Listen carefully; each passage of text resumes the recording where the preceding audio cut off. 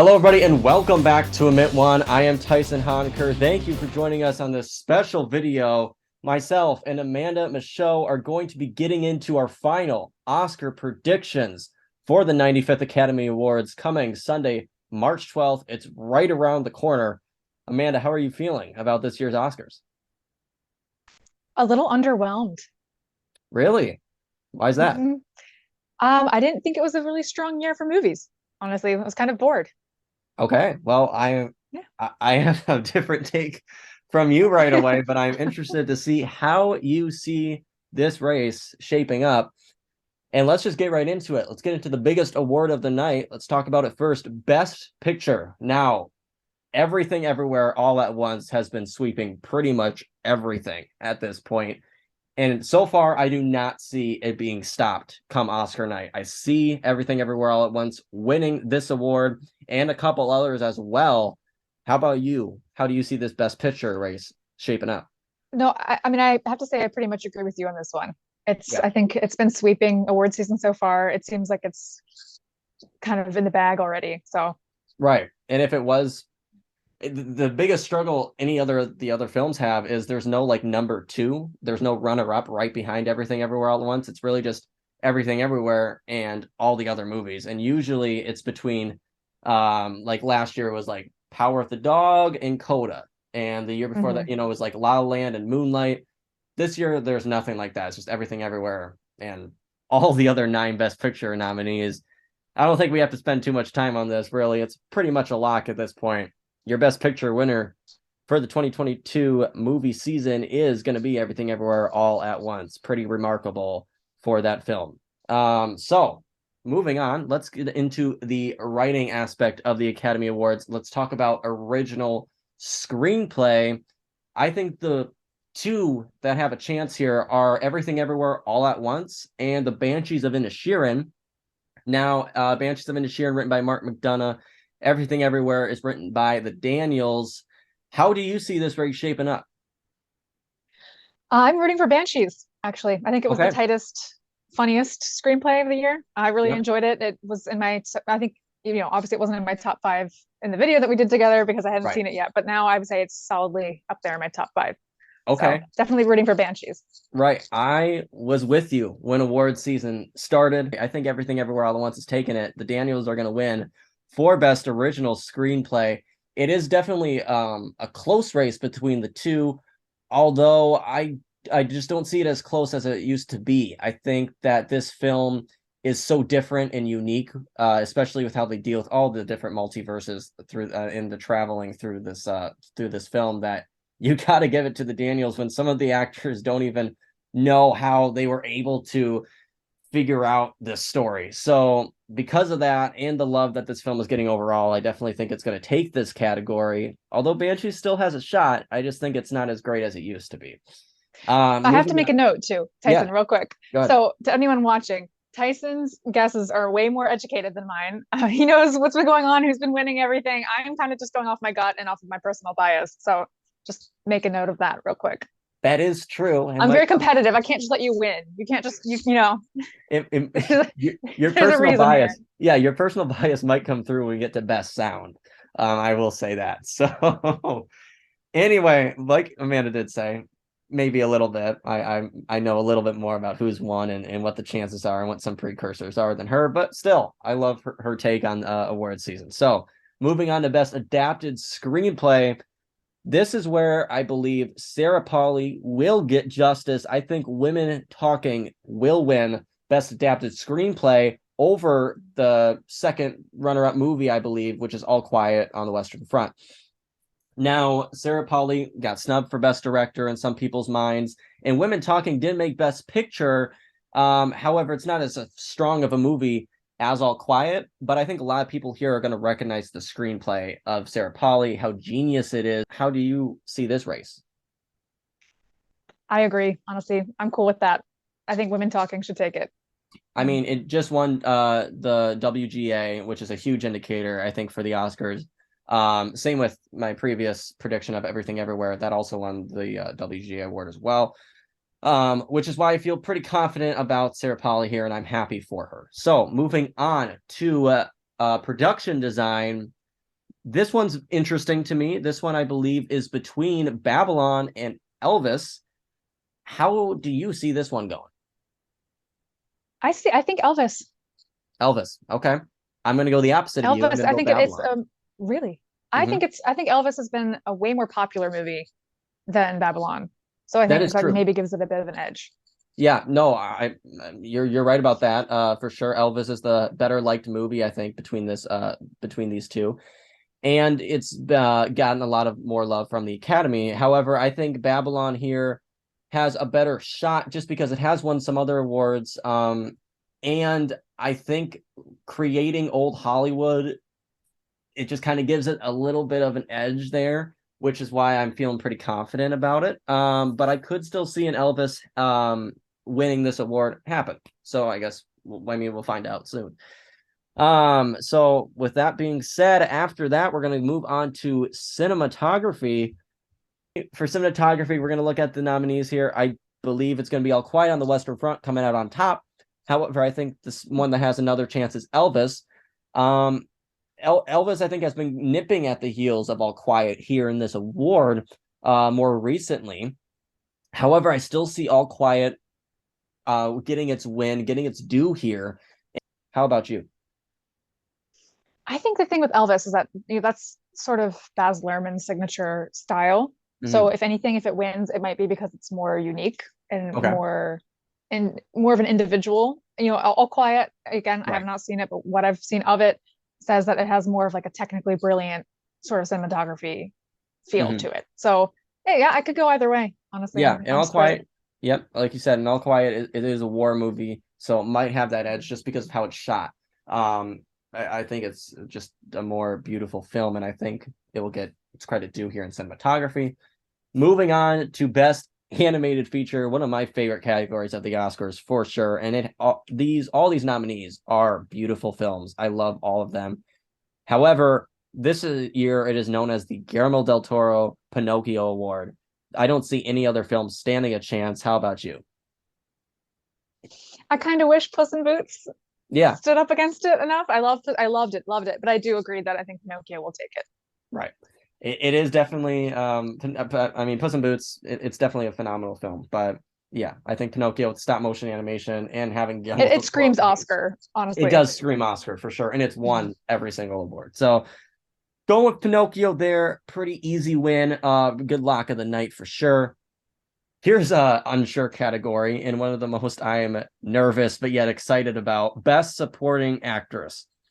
I'm just happy because this will be the first award announced on Oscar night, so we will know right away who's going to win. But it's a three-horse race, I believe. It is between Angela Bassett right here, Queen Maronda. We got Carrie Condon for The Banshees of Inisherin and Jamie Lee Curtis with this surprising SAG win for Everything Everywhere All at Once. I love Jamie Lee Curtis. However, I do actually believe her performance is number 5 out of all these nominees. I Mm. would personally put Stephanie Hsu and Hong Chau above her. However, because she won SAG, she has a shot. Although just winning SAG doesn't mean you're automatically getting the Oscar. Carrie Condon won BAFTA, and Angela Bassett won Golden Globe and Critics' Choice. So it has been Ooh, it's pretty tight. split. I don't even know. Right now, I don't even know who to predict. I personally think it's between Carrie Condon and Angela Bassett. Still don't know right now who to say. How about you, Amanda? I'm rooting for Carrie Condon. Oh, I haven't seen Wakanda Forever. I just saw Banshees, so it's very fresh in my mind. Yep. And I loved her performance. She was great. Okay. I think it was the first time I'd seen her in anything, and I was really impressed. Yeah, she's very new to the scene, which is where Mhm. I think maybe she could get less votes because of that. Mhm. And also with Black Panther Wakanda Forever, Angela Bassett is the best part of that film. But also I feel like if she was gonna get an award, it would have been SAG. And the whole theme of SAG, I think, was like recognizing career length performances. I mean, with Jamie Lee winning there and getting recognized by SAG, that shocked me because I thought that was kind of an easy setup for Angela, which worries me for her chances at this Oscar. However, I seriously, I don't know. Now, I love Marvel, but I didn't really love Wakanda Forever. But I still think I'm going to predict Angela Bassett for the Oscar here like I said, I think your guess of Carrie Condon is correct. I think that's the second runner-up here. Jamie Lee Curtis, I think her win at SAG was just, I think it's because it was based on her career, is why I think she Mhm. got the big vote at SAG. So I just don't see her getting this Oscar here. And I'll be happy if Carrie Condon wins, but I'll be a little bit more happier if it's Angela Bassett because that throne room scene in the movie, it's my favorite in the movie, and it's passion, it's emotional, and it's brilliance by Angela Bassett. So I think she definitely deserves the win here. Going to be a tough award, but I'm just glad it's the first of the night. All right, so after that tough category to predict, we're going to move on to best makeup and hairstyling. Who do you got, Amanda? The Whale. Okay. The whale, Brendan Fraser right there on your t-shirt. Now, the second runner-up here is Elvis. Why are you picking The Whale over Elvis? Honestly, just because it was what got the most buzz around makeup and hair. The transformation that Brendan Fraser went through Yep. was it's the more obvious choice. So I think probably The Whale for me. Okay. Now this is where it's interesting. I had The Whale for the Mm. longest time here because, like you said, the transformation. However, watching Elvis, Austin Butler transforms into Elvis Presley in a brilliant way. And also Tom Hanks in that movie, I know his performance was divisive, but the makeup on him was pretty good. Because Elvis here is a Best Picture nominee, The Whale is not. I am going to predict Elvis in this category, even though I would personally pick The Whale. I think Elvis is going to take this one, although it's a very tight race between the two. So right now I'm picking Elvis. Amanda, you're picking The Whale. We'll see who's right, won't we? Moving on to another hard category to predict, best costumes. Now, Amanda, it's between, I believe, Elvis and Black Panther, Wakanda Forever. Black Panther won here for the first movie. Ruthie Carter does a phenomenal job, as always. And I think Wakanda Forever should win. However, I'm also doubting its win here and maybe siding with Elvis. What's your take on this? I'm also going with Elvis. I think Okay. again, like the edge that it has being sort of a biopic of a real person and having to recreate a time period that we've seen. Hmm. And I think the accuracy that they achieved with it was pretty decent. So I would say probably Elvis, knowing the Oscars. Yeah. I mean, I think a big thing is the Oscars may feel they already awarded Ruthie Carter and Black Panther for the first film, and I don't think they will get it here, even though I think they should. So I am siding with Amanda here. I'm going to go with Elvis as the winner. Moving on to the short categories, I will preface this by saying I have not seen any of these shorts. I don't think Amanda has either, if I'm correct. Which one? Oh, just the regular shorts. Yeah, no. Yeah, just all the regular shorts category. Have you seen any? Mhm. Mm-mm. No. Okay. So I'm just kind of going off Gold Derby here personally, and we're gonna start with best animated short. I'm gonna go with The Boy, the Mole, the Fox, and the Horse. I have heard some buzz about this movie. I do want to check it out. I just haven't gotten around to it yet, but I think this one's gonna win. How about you? I actually have that down too. I think it has a Okay. very unique art style, and I've Yep. seen a lot of it all over the internet. So again, the Okay. popularity could be a factor in determining. 100%. Going on to best live action short. Okay, so with best action live short, I have An Irish Goodbye. How about you? I actually didn't even write that down because I haven't seen any of them. So Okay, we're gonna go with you picking An Irish Goodbye as well, because that yes, is the most favorited one on Gold Derby. sure. I trust your opinion. There we go.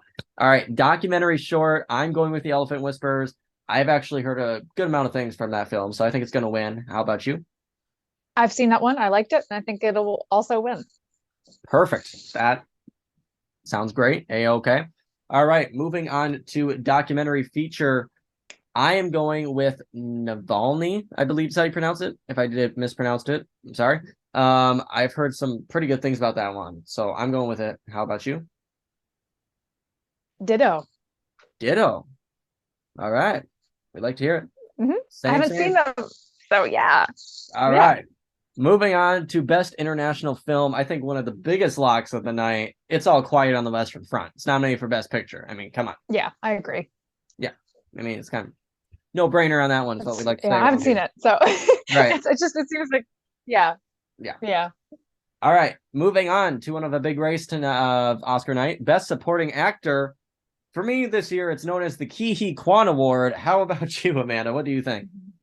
No, I also, again, like I'm just piggybacking off of everything you're saying right now because honestly, the amount of speeches I've seen from him in the last month alone has me convinced, and I'm happy to see another one. So, Yeah, he's great. I'll let you know. He won Golden Globe. He won Critics' Choice. He won SAG. For some reason, he didn't win BAFTA, but I don't care. It's going to him. His speeches are amazing. People love to see him on stage. His energy is electrifying. I love it. Ke Huy Quan's my guy. He's going to win. He's going to be an Oscar winner by the end of the night. Moving on to another locked category, visual effects. To me, this year, it's known as the Avatar The Way of Water Award, as it should be. What are your thoughts? I feel like that's the only one they're going to win, and I'm happy that they'll win something. So, Yeah, yeah, I Avatar. sadly agree. I think that is the only one they will win. But we love Avatar here on Admit One. So Mhm. moving on to Best Sound. Now, this is where Amanda's personal bias may show. I'm picking Top Gun Maverick here. I think this is possibly no, this is the only award I think it's gonna win for the night. I am disappointed by it, but I think it's the only one it's gonna get is best sound. How You're about you? right. Yeah, I agree. Oh, Um I agree with your take that it's not going to win any other awards, but I also think it's not going to win this one, and I think it's going to be all quiet. okay. That is the runner-up in this category. However, it might be because of your personal opinion, but against Top Gun, I should say. But hey, it's okay. It's funny for me to see how much you don't like the film. So, or should I say Whatever it's you have to fun? tell yourself, Tyson. Personal bias, whatever. Hmm. Hey, Mm. if anybody wants to watch some ranting on Top Gun Maverick, watch our best 10 films of 2022. My number one, Amanda doesn't feel about it. Doesn't feel good about it. So watch that for a good laugh for sure. All right, moving on to the music categories here. Best score. Now, this one, a little bit interesting for me. I'm actually going to go with Babylon. I'm sticking with Babylon, sticking with Justin Hurwitz winning this award. He has won for La La Land in the past. However, there is some question about, I don't know, could Everything Everywhere All at Once, with it getting a lot of nominations, is this where it could show? Or John Williams with The Fablemans? But I'm going with Babylon. How about you, Amanda?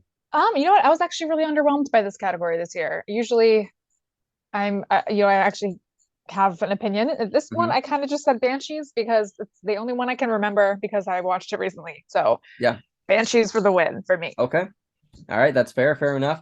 Moving Mhm. on over to best song.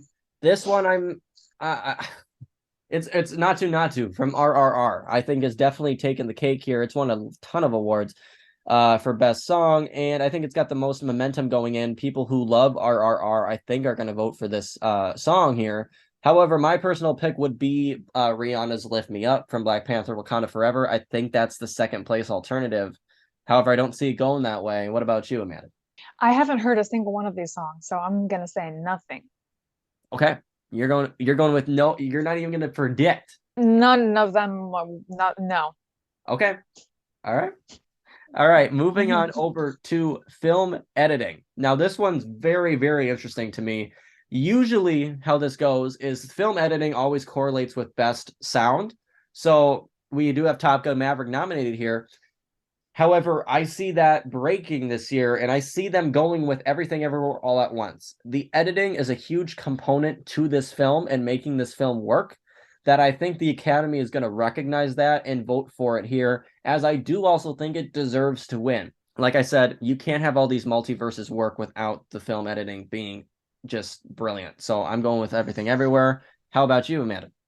I also think it's everything everywhere. It, like you said, it really does. The whole movie rests on the editing, which Yeah, is also, I will say, an often overlooked category in terms of like the success of the film. People don't really I talk agree. about the editing, but it Mm-hmm. is vital. So I think, yeah, everything for sure. Okay. Yeah, I 100% agree with your point about it being overlooked. Moving on over to Best Director and sticking with Everything Everywhere All at Once, the Daniels are going to get the Oscar here. I don't think Steven Spielberg has a shot anymore, and I've seen the Daniels as the front runner in this category for a very long time. I think you can take this one to the bank for the Daniels. What is your take on this? Well, I'm assuming so you're making this guess based off of the prior Yes, wins, sorry, right? I should preface. Okay. They won DGA, which is a huge get, and they won Golden Globe, which doesn't really matter, but they've also won a lot of smaller awards as well. And I just think it's kind of an obvious front runner Hmm. at this point. Yeah, I guess based off that information, I would say them, but my personal pick is Martin McDonagh. Perfect. Moving on to we got the two acting categories left. We're going to start with Best Actor here. Amanda, I'm going to go with you right away. What is your view on Best Actor? Um, actually, either Brendan or Austin Butler, Oh, 100%. but I'm rooting for you, Brendan. If you You're see this, rooting for if Brendan. you call me, All right, there you go, everybody. She's yes. going with Brendan Fraser, as am I. Now, this race is closer than it ever has been. Austin Butler has won BAFTA, and that's it. And Brendan Fraser has won the Globe and the Critics' Choice and the SAG. A lot of people, not including me, but a lot of people did think after the BAFTA win it was kind of over and it was all Austin Butler. However, he didn't win SAG. And I think that's a big telling. Now, I think another negative for Austin Butler is I do think some members of the Academy will think he's too young yet to win this award, and that his time will come further down the line. And it's better to give it right now to Brendan Fraser when he's kind of having this comeback moment, as it were. And I do think that Brendan Fraser's speeches, when you see him up on that stage versus Austin Butler, who I do want to point out, he also did win the Golden Globe. It was the Golden Globe separates it, musical comedy and drama, which is why both of them won the Globe. However, if you look at their speeches overall, there is a difference. Brendan Fraser just is more impactful and more emotional in his, which I think actually do resonate with voters, and I think do matter when it comes to Oscar campaigning. So because of that reason, I do think Fraser has a good shot. However, Austin Butler's movie, Elvis, yeah, it's nominated in the Best Picture category. Brendan Fraser's is not. And it's not uncommon for like a Brendan Fraser to win when his film's not nominated in Best Picture, but it is definitely more difficult to do so, which is why I could see Austin Butler winning here, and I'm not going to count it out. I do think this is like a 51-49 kind of race, and I will think that all the way down until they finally announce it come Oscar Sunday. But I am just going with a little bit of personal bias here as well. I do think Brendan Fraser gave the best performance of the year, and I would be so excited to see him up there on that stage. I'll be most excited to see him win on Oscar night. So I'm going with Brendan Fraser. Amanda's going with Brendan Fraser. I think so too. I think I think it does come down to it's if we're going by precedents, the last 10 years, right? Seven of Even them, longer. but the Yeah. best actor winner has been someone playing a real person. Right. Yeah, yeah. And so I think based off that, Austin Butler, based off of just the emotional side of things, Yep. the classic comeback story that Brendan has, and Right. my personal opinion. Although I will say if Austin wins, I am also okay with that. I think his performance it's worthy of it, Yes. But I'm personally definitely team Brendan. Yeah. I mean, as the shirt can say, I think you should wear that when you come over to my house here to watch the Oscars. But anyway, like you said, both of I these will. Oscar Sunday. Yes. exactly. Both of these men do deserve this award. However, we think it's going to go to Brendan Fraser here. And moving on to our last award here of the night, Best Actress. This is a tough one, and it's been so close, but it's closer now than it ever has before between Cate Blanchett and Michelle Yeoh. I have been team Cate Blanchett for a long time, and she is my favorite actress of all time. She is. So I do think she gave the better performance of the year. However, I have since last night switched to Michelle Yeoh winning here on Oscar night, and I am still unsure. I am gonna flip flop really up until they announce the award. But right now, my gut is saying Michelle Yeoh. I think the momentum of her SAG win, it happened just as Oscar voting started.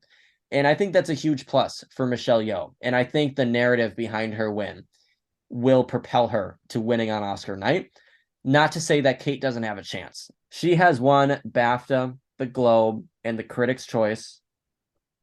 Michelle Yeoh has only won SAG.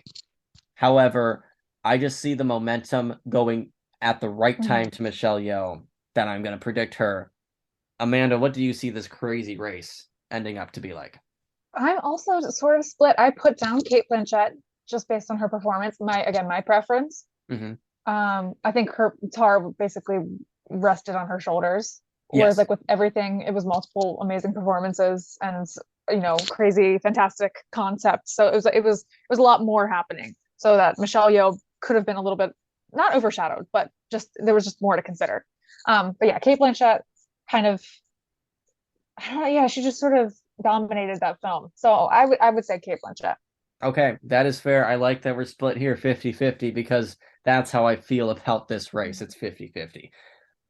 Okay. All right, guys. So that is it for our predictions for the 95th Academy Awards. Let us know down below what your predictions are and what you think of ours. And I will say, come Oscar Sunday, Amanda and I will be live reacting to the Oscars, and you will be able to see that video the next day on Monday about how we saw the race and how we thought about the whole entire award show. It's going to be fun to do. I'm very excited and looking forward to it.